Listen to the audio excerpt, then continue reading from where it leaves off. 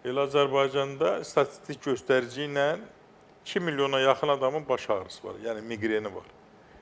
20-22% insanlarda var, o da gəlir el eləyir. Ümumiyyətlə, baş ağrısı çox şiddətli və zəif formada özünü göstərə bilər miqrendə.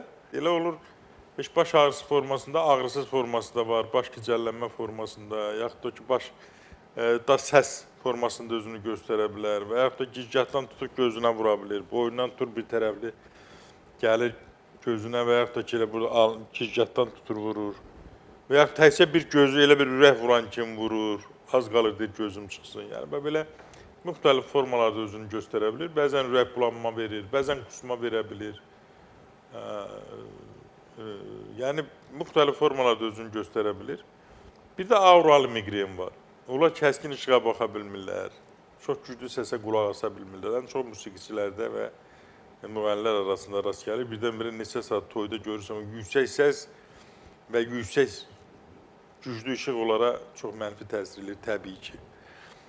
Bu baxımdan da insanlarımızın baş ağrısının azad olması üçün əlimizdən gələn əsirgəmirik. Doktor Seyfəddin klinikasında baş ağrısından azad olmaq özü elə bir xoşbəxtlikdir. Burada əsas müalicənin kökü arı zəhərinə bağlıdır.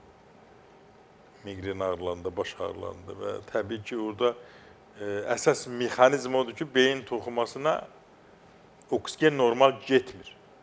Uşaq ac qalanda ağlayır, beyin toxuması ağlaya bilmir, ağrıyır.